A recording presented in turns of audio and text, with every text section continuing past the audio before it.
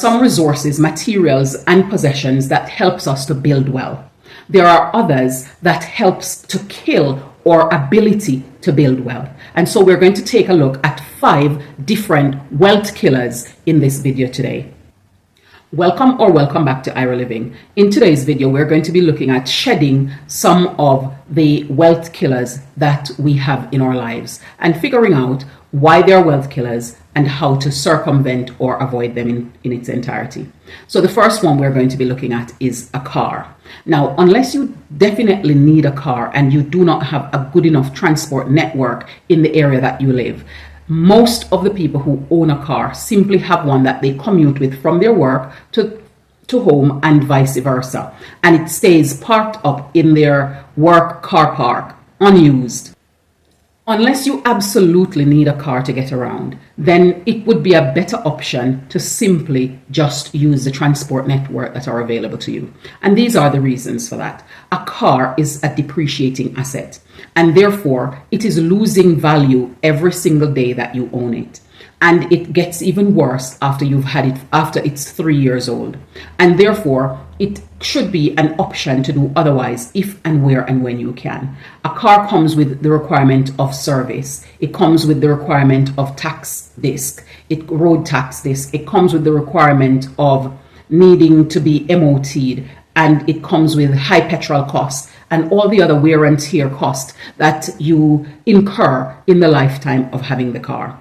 And so if you don't need one, then it's something that you should consider weighing up your other means of transport and the cost of the car, and then balancing out to see if it's the better option to have a car, or if you could have a better option by using the transport networks that are available.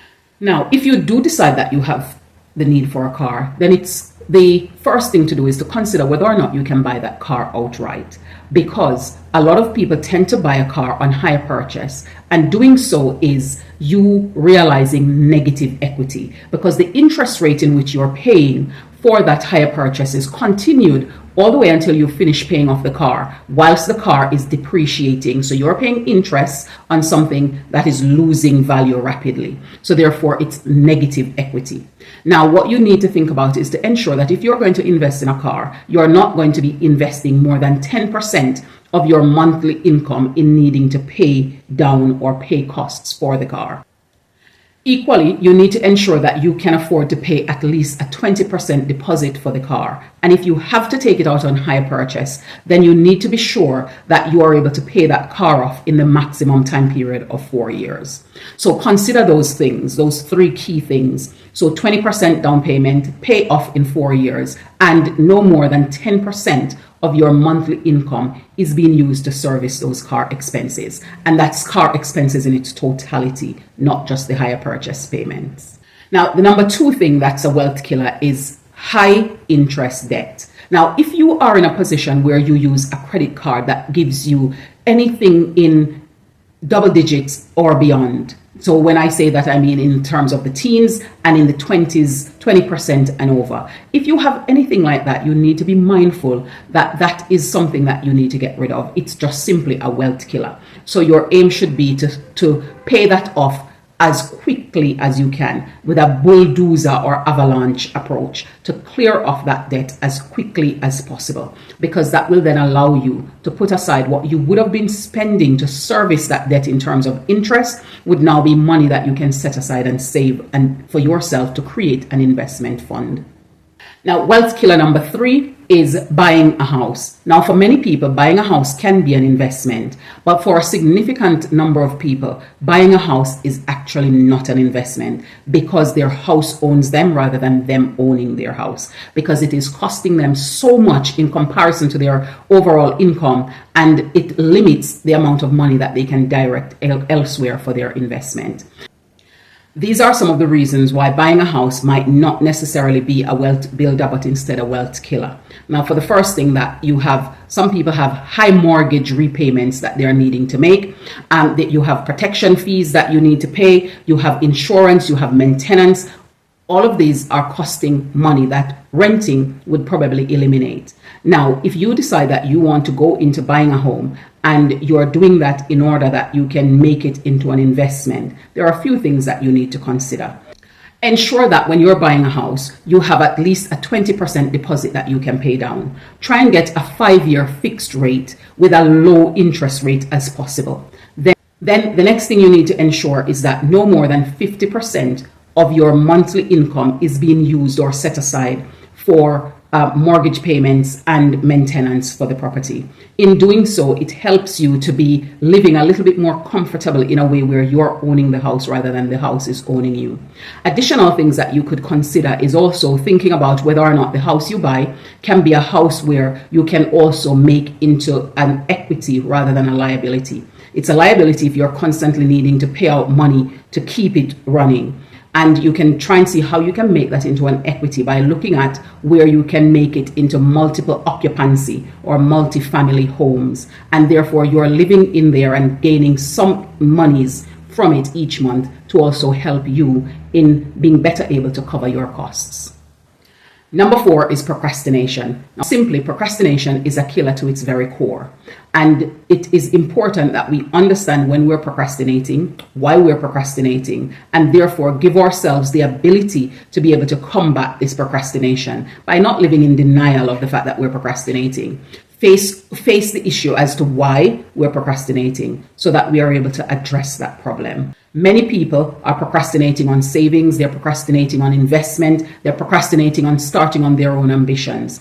If you're having these struggles, then simply do some research, get more information and insight, and then start to make baby steps where you're holding yourself accountable. What you could also do is find somebody who can be an accountability partner with you to ensure that you are doing the things that you say you will do and giving you some grace as you're trying to become more proactive with the things that you need to achieve. However, still holding you to account to ensuring that you're hitting your deadlines as best as possible. Because if we continue on a pathway of procrastination, it's only going to take us one place, and that's down, rather than to elevate us as we are seeking out and desiring to do.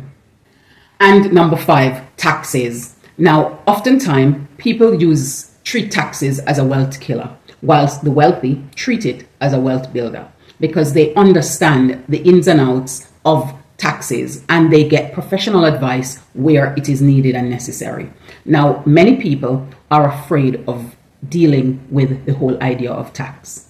Filing a tax return can be time consuming, and it's often a lot of things that we need to understand in order to do it well. However, there are many applications where you can submit your self-assessment for your tax to ensure that wherever you are being shortfall in terms of the amount of tax rebate that you should be receiving, you can be able to get those rebates. It is important that we take this seriously because employees pay the most amount of tax simply because they're trusting that the system is going to work out their tax appropriately.